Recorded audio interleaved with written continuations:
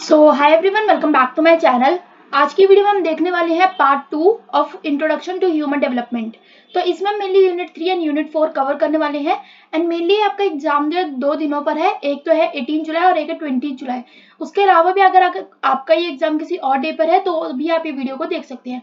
इसके अलावा एक इंपॉर्टेंट चीज मुझे बतानी थी, बिकॉज मैंने अंडरस्टैंडिंग ह्यूमन डेवलपमेंट के ऊपर भी 3 पार्ट्स बनाए हैं, लाइक उसमें 3 यूनिट्स थी, तो उसमें मैंने पार्ट 1, पार्ट 2 एंड पार्ट 3 के हिसाब से जो है उसमें कवर किया। तो उसका लिंक भी मैं आपको डिस्क्रिप्शन में दे दूंगी, तो वो वीडियोस में जरूर चेकआउट कर लेना, क्योंकि इसका और उसका syllabus introduction to human development and understanding human development दोनों का सिलेबस काफी हद तक सेम है, और बहुत सारे पॉइंटर्स जो है मैंने उसमें भी कवर कर रखे हैं। और इस पार्ट को देखने से पहले पार्ट 1 जरूर देख लेना, बिकॉज ये है part 2 of introduction to human development. तो चलिए करते हैं आज की वीडियो को शुरू। इसमें हमारे पास पहला है यूनिट 3, बिकॉज यूनिट 1 एंड 2 हम पहले कवर कर चुके हैं। तो यूनिट 3 में हमारे पास है एडोलेसेंस। सो एडोलेसेंस में हम 2 इंपॉर्टेंट क्वेश्चंस देख लेते हैं। तो फर्स्ट इंपॉर्टेंट क्वेश्चन जो है वो बहुत ज्यादा पेपर में आया हुआ है, और इस टाइप के क्वेश्चन जो है जनरली पेपर में आ सकते हैं। एंड इसके अलावा भी अगर मैं आपको जो है पॉइंटर्स बता रही हूँ और पेपर में आपका कोई और क्वेश्चन नहीं बनता है और जिसमें आपको लगता है कि ये वाले पॉइंटर्स आ सकते हैं, तो भी आप ये आंसर को जो है सेम टू सेम लिख सकते हैं। और एक चीज और बताई थी मुझे, कई बच्चे बोलते हैं कि आपने जो है जितना आंसर प्रोवाइड कर रहे हो, जितने छोटे आंसर, उतना हम ग्रेजुएशन में अपनी पोस्ट ग्रेजुएशन में नहीं लिख सकते हैं। तो उनके लिए मैं आपको बता दूं कि ये सिर्फ मैं आपको पॉइंटर्स प्रोवाइड करती हूँ, आपको इसके आगे जो है एक्सप्लेन करना है डीपली, तो ये सारी चीजें आप खुद करेंगे। सो कर लेते हैं अपने फर्स्ट क्वेश्चन को शुरू। What are the major physical and hormonal changes जो कि होते हैं ड्यूरिंग द एडोलेसेंस? तुम्हारा कोई पहला क्वेश्चन है, तो इसमें आपको एक तो पता है सबसे पहले क्या होता है, प्यूबर्टी। प्यूबर्टी जो एक हॉलमार्क होता है, एक जैसे हम कहते हैं ना कि जब आप एडोलेसेंस एज में आते हो तो मतलब आपकी प्यूबर्टी जो है वो शुरू हो जाती है। एक प्यूबर्टी पीरियड होता है जिस समय क्या होता है, गर्ल्स एंड बॉयज में चेंजेस होते हैं, और उसमें बहुत सारे सेकेंडरी सेक्सुअल कैरेक्टरिस्टिक जो है वो भी डेवलप किए जाते हैं। फीमेल्स में हम जनरली क्या देखते हैं, in females this includes the growth of breast, the onset of menstruation and the widening of hips. वहीं मेल्स में हमने क्या देखा है, तो मेल्स में जनरली होता है प्यूबर्टी इन्वॉल्व करती है development of facial and body hair, deep हो जाती है उनकी वॉइस एंड इंक्रीज हो जाता है मसल मास। नेक्स्ट अगर हम देखें ग्रोथ स्पॉट, तो मैं आपको पहले बता दूं, जैसे आपको प्यूबर्टी के बारे में बताया, तो इसको आप और डीपली भी अपने पेपर में एक्सप्लेन कर सकते हैं। ये जस्ट एक पॉइंटर्स है कि आपको क्या क्या चीजें पेपर में एक्सप्लेन करनी है, क्या क्या चीजें पॉइंटर्स को कवर करना है। Second wave is growth spots. So growth spots में एडोलेसेंस में हमने जनरली देखा है कि जो एडोलेसेंस है वो कंपनीड होता है by the rapid growth spot, कि मतलब उनकी जो इंक्रीज होता है, क्या इंक्रीज होता है, हाइट एंड वेट, मतलब बहुत जल्दी हाइट और वेट दोनों ही जो बहुत जल्द में जो है ग्रो होते हैं, फिर हम कहते हैं गेन हो रहे हैं।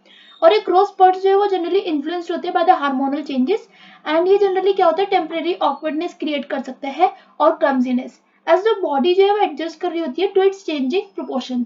क्योंकि मेन क्या होता है कि बहुत जल्दी जल्दी बहुत सारे चेंजेस हो रहे होते हैं, तो कई बार बॉडी को जो है वो ऑकवर्डनेस या आपके माइंड में खुद भी ऑकवर्डनेस फील होने लग जाती है।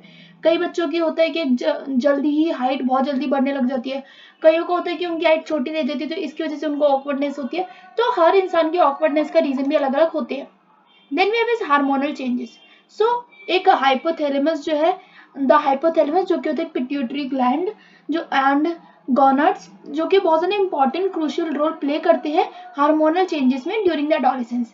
जो हाइपोथैलेमस है वो रिलीज करते हैं गोनाडोट्रोपिन रिलीजिंग हार्मोन, जो कि हम इसे कह सकते हैं GnRH, जो कि सिग्नल करते हैं पिट्यूटरी ग्लैंड को to produce follicle stimulating hormone, जिसे हम कहते हैं FSH, and luteinizing hormone, something like that. तो ये आप इसको जो है अगर आप खुद भी पढ़कर मतलब वीडियो को पॉज करके पढ़ना चाहो तो आप ये भी पढ़ सकते हो। ये जो हार्मोन से जनरली वो स्टिमुलेट करते हैं गॉन्स को, जैसे ovaries in females and testes in males, and ये प्रोड्यूस करते हैं hormones such as estrogen and progesterone in females and testosterone in males. Next हमारे पास है ब्रेन डेवलपमेंट। सो एडोलेसेंट्स की जो एज होती है जिसमें बहुत ज्यादा ब्रेन जो है वो बहुत ज्यादा significant structural and functional changes उस समय होते हैं। प्री फ्रंटल जो है cortex, like the pre frontal cortex, वो रिस्पॉन्सिबल होता है for decision making, impulse control, reasoning, and undergo करता है maturation during this phase. However जो लिम्बिक सिस्टम होता है वो कंट्रोल करता है हमारे इमोशंस को एंड रिवॉर्ड्स डेवलप करता है अर्लियर एंड लीड करता है to heightened emotions and increase risk taking behavior. Coming to our next question now, question number 2. What are the psychological changes faced by adolescents and how can they be supported? तो कौन कौन से psychological changes होते हैं adolescents में और उसको जो हम कैसे सपोर्ट कर सकते हैं? सो एडोलेसेंस जो एक पीरियड होता है जिसमें हमारे इंटेंस साइकोलॉजिकल चेंजेस होते हैं, एंड इसमें अगर हम देखें तो साइकोलॉजिकल डेवलपमेंट बहुत ज्यादा होती है और एक कैरेक्टराइज्ड होता है बाय वेरियस चैलेंजेस। और कौन कौन से इसमें चैलेंजेस होते हैं वो अगर हम देखें इसमें, तो वो होते हैं मेनली आइडेंटिटी फॉर्मेशन। तो इस समय सबसे पहले क्या होता है, आपकी आइडेंटिटी फॉर्म होती है। इट्स लाइक कि एडोलेसेंट्स जो है वो बहुत जल्दी अपने ग्रैपल करते हैं with questions of identity and self discovery, क्योंकि अब वो अपने आप को डिस्कवर कर रहे होते हैं, अपनी बॉडी पार्ट्स को डिस्कवर कर रहे होते हैं, एंड वो कैसे रिस्पॉन्ड कर रहे होंगे बॉडी पार्ट्स, वो उन चीजों को जो समझना शुरू करते हैं। They may question their values, beliefs and goals, leading to identity confusion. तो उनको कई बार अपनी आइडेंटिटी कंफ्यूजन भी होती है। सपोर्टिव एडल्ट्स जो है जनरली प्रोवाइड करते हैं safe and non judgemental environment for adolescents, ताकि वो एक्सप्लोर कर सके अपनी आइडेंटिटी।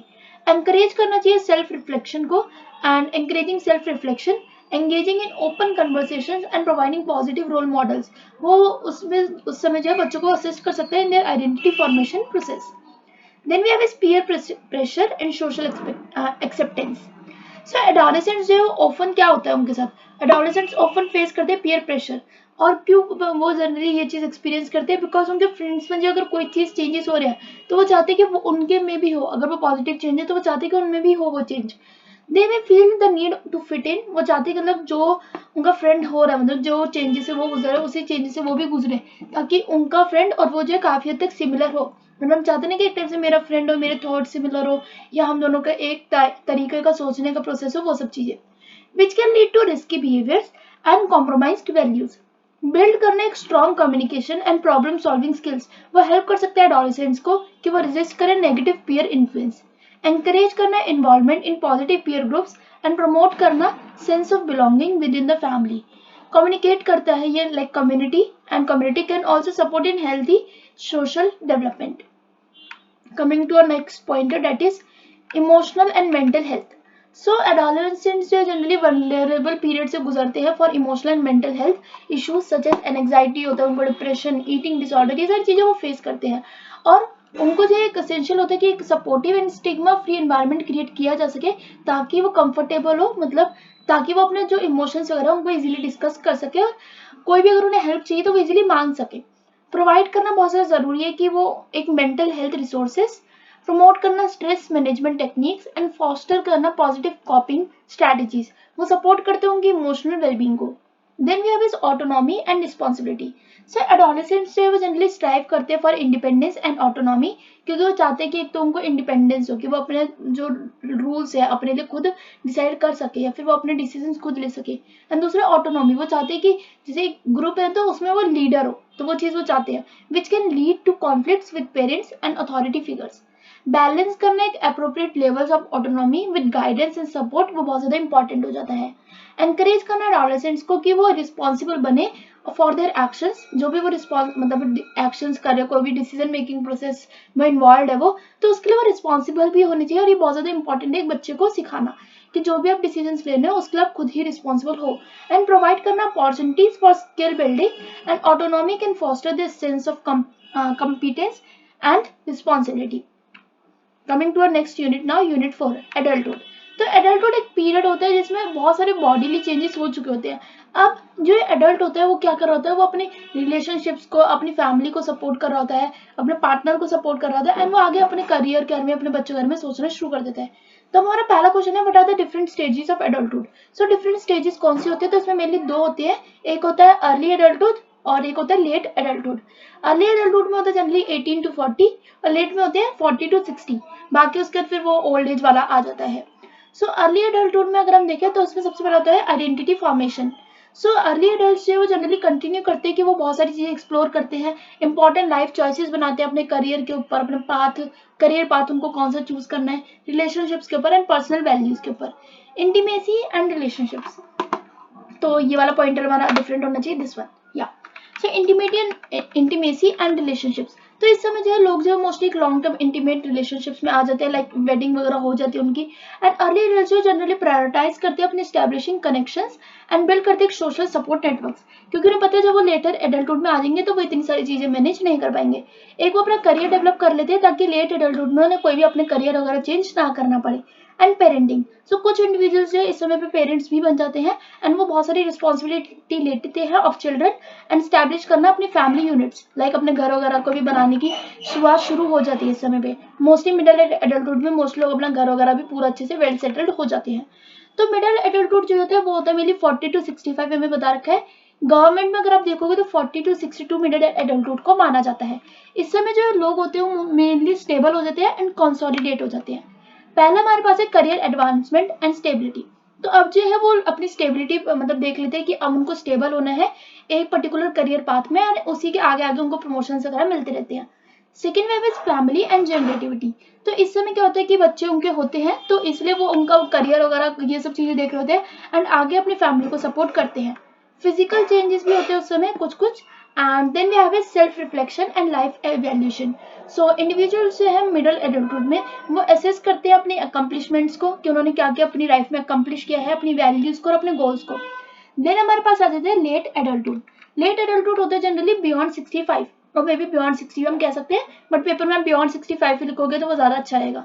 एंड लेट एडल्टहुड जो है एसोसिएट होता है विद रिटायरमेंट एंड एजिंग, क्योंकि इस समय क्या होता है मोस्टली रिटायरमेंट 62 65 ऐसे में हो जाती है, तो ये मेनली इन चीजों में होता है। एंड इस समय एजिंग भी हो जाती है क्योंकि एक बुजुर्ग वाले एज में आ जाते हैं।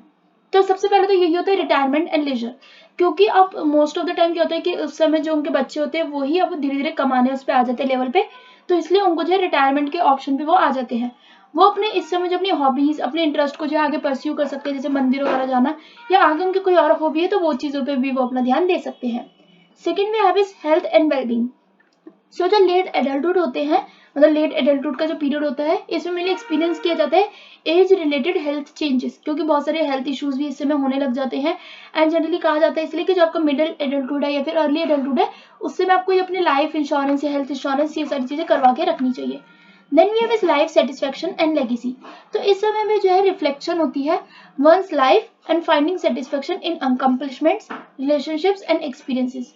वो लिव करते एक positive legacy for future generation and significant concern उनके पास होते हैं। लास्ट क्वेश्चन पे आ जाते हैं इस वीडियो के, that is how can individuals promote successful ageing in adulthood. तो कैसे जो है कि आप सक्सेसफुल एजिंग को प्रमोट कर सकते हो। फर्स्ट ऑफ ऑल जैसे मैंने आपको बताया कि जैसे हम कहते हैं कि लाइफ इंश्योरेंस या हेल्थ इंश्योरेंस हमारे को एक अर्ली एज में ले लेनी चाहिए ताकि आप लेट एडल्ट जब आ जाती है आपकी लेट एडल्टहुड एज जब आ जाती है तो उस समय आप एक नॉर्मली इजी लाइफ जी सको और आपको कभी मतलब नॉर्मल पैसे वगैरह की परेशानी वगैरह ना हो। पहला हमारे पास इसमें हो सकता है फिजिकल हेल्थ। तो आपको इस समय योगा वगैरह मेंटेन करना एंड पूजा पाठ में ये चीजें कर सकते हो, वॉकिंग स्विमिंग या योगा या वॉकिंग ये चीजें तो मेन होती है ताकि आप फिजिकल बॉडी जो है आपकी एक वर्किंग बॉडी रहे। Then we is cognitive stimulation. तो आप नॉर्मल बुक्स वगैरह रीड कर सकते हो, अगर आपको हिंदी पढ़ने का शौक है तो बुक्स रीड कर सकते हो, पजल्स सॉल्व कर सकते हो या फिर कुछ नई स्किल्स वगैरह सीख सकते हो या योगा वगैरह में पार्टिसिपेट कर सकते हो। Then we have social environment. तो आपको इस समय जो वो बहुत ज़्यादा होता है सोशल एक्टिविटीज़ में इन्वॉल्व रहना, जैसे आप अपनी फैमिली फ्रेंड्स कम्युनिटीज इन सबके साथ ज़्यादा से ज़्यादा टाइम बिता सकते हो एंड आप मतलब उनसे सपोर्ट वगैरह भी ले सकते हो बिकॉज वही होते हैं जो कि आपके एज ग्रुप के होते हैं and they can easily understand you at that age. Then we have is emotional wellbeing.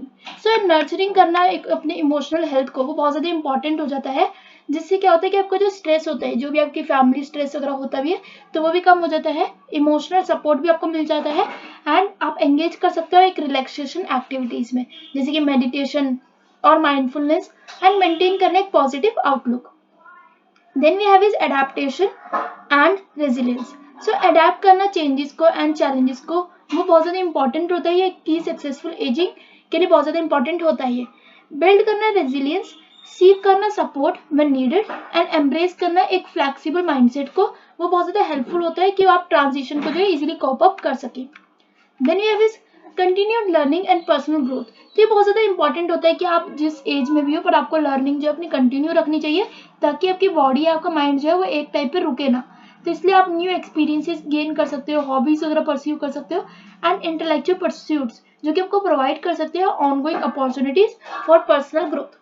और ये सारी चीज़ें अगर आप अडाप्ट करते हो, ये सारी स्ट्रैटेजीज अगर आप यूज़ करते हो तो एक इंडिविजुअल जो है physical health, cognitive vitality and emotional wellbeing को बहुत ज़्यादा अच्छे से मेंटेन कर सकता है एंड एक सेंस होता है of purpose and fulfilment in late adulthood वो कंट्रीब्यूट करता है to successful ageing. With this we are ending this video here only. Part 1 मैंने आपको ऑलरेडी प्रोवाइड कर दिया है, लिंक आपको उसका डिस्क्रिप्शन में मिल जाएगा, उसके अलावा आप अंडरस्टैंडिंग ह्यूमन डेवलपमेंट के जो 3 पार्ट्स पे मैंने वीडियोस बनाई है उसका लिंक आपको डिस्क्रिप्शन में मिल जाएगा। मोस्ट प्रोबेबली मैं इससे पहले डाल दूंगी इस वीडियो के बाद, तो वो आप लिंक को ओपन करके देख सकते हो। एंड वीडियो को लाइक कर देना, चैनल को सब्सक्राइब। Bye bye.